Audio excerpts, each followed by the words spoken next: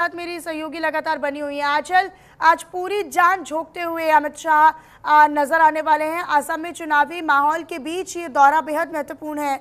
पूरा शेड्यूल अगर आपके पास जानकारी है तो बताइएगा, कितने बजे कहां पर इनकी जनसभा, कितने बजे कहां पर रैली होनी है?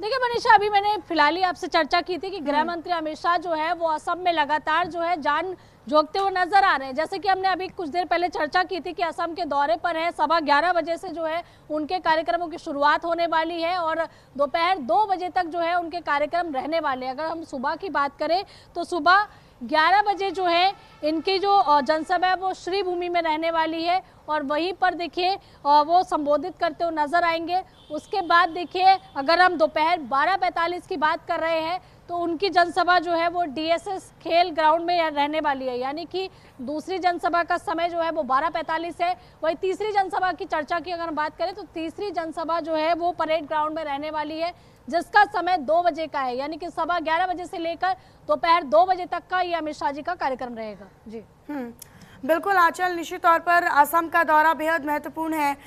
यहाँ पर फिलहाल तैयारियां अंतिम रूप में चल रही हैं। असम में कई दौरे हैं, कई सारे ऐसे मुद्दे हैं जिनको साधते हुए अभी तक बीजेपी नजर आई है, लेकिन एंटी इनकम्बेंसी का मुद्दा और ये फैक्टर अपने आप में बेहद अहम हो जाता है। 2 बार के कार्यकाल के बाद तीसरी बार सत्ता की वापसी का दावा करना, हालांकि बीजेपी और अमित शाह या प्रधानमंत्री अलग अलग मंचों से ये दावा कर रहे हैं कि तीसरी बार भी उनकी सरकार आने वाली है, लेकिन ये कितना आसान लगता है बीजेपी के लिए या कितना चुनौतीपूर्ण है? एंटी इनकम्बेंसी एक बड़ा मुद्दा हो जाता है असम जैसे राज्य में।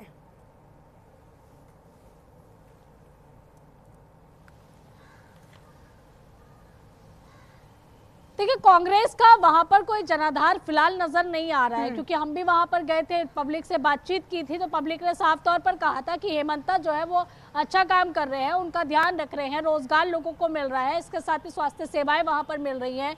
और वहाँ मेन इशू जो है वो नॉर्थ ईस्ट की हम बात करें तो वो कुकी और मैत्री समुदाय का रहता है, जिनमें अक्सर हमने देखा कि लड़ाई झगड़े और कई तस्वीरें ऐसी भी आई थी जो कि शायद कोई देख ना पाए। लेकिन अगर हम बीजेपी की अंतर्कलह की बात करें तो इससे पहले हमने देखा कि कांग्रेस में ज़रूर अंतर्कलह नज़र आ रही थी। तमाम कांग्रेस के नेता जो है वो पार्टी छोड़ कर भारतीय जनता पार्टी में शामिल हुए थे, तो कहीं ना कहीं इसका सीधे तौर पर फ़ायदा जो है वो एनडीए को होने वाला है और उम्मीद यही लगाई जा रही है कि असम राज्य में भारतीय जनता पार्टी को अच्छा फायदा हो सकता है, पुडुचेरी में हो सकता है। इसके अलावा देखिए केरल में मजबूती के साथ में विपक्ष के तौर पर उभर कर सामने आ सकती है। तमिलनाडु में देखिए बीजेपी का कोई जनाधार नहीं है, इसलिए जो उम्मीद है वो ज़्यादातर असम और पुडुचेरी से ज़्यादा है।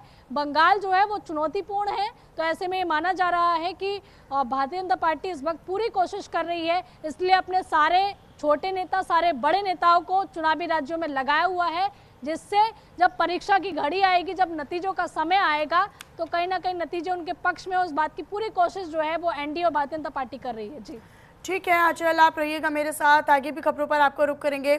इसी बीच आगे बढ़ते हुए एक और बड़ी जानकारी, एक और बड़ा अपडेट, जहां असम में केंद्रीय गृह मंत्री अमित शाह का दौरा रहेगा तो केंद्रीय रक्षा मंत्री राजनाथ सिंह का आज बंगाल का दौरा रहने वाला है, जहां पर वो बैरकपुर में रोड शो करेंगे और रोड शो के माध्यम से जनता और कार्यकर्ताओं से संवाद करेंगे। जनसभा को भी संबोधित करने का कार्यक्रम रक्षा मंत्री राजनाथ सिंह का है। तो राजनाथ सिंह का पश्चिम बंगाल का दौरा चुनावी नजरिए से बेहद अहम है। ये दौरा वे बैरकपुर में एक भव्य रोड शो करेंगे और इसी के जरिए वो सीधे जनता और पार्टी कार्यकर्ताओं से संवाद स्थापित करेंगे।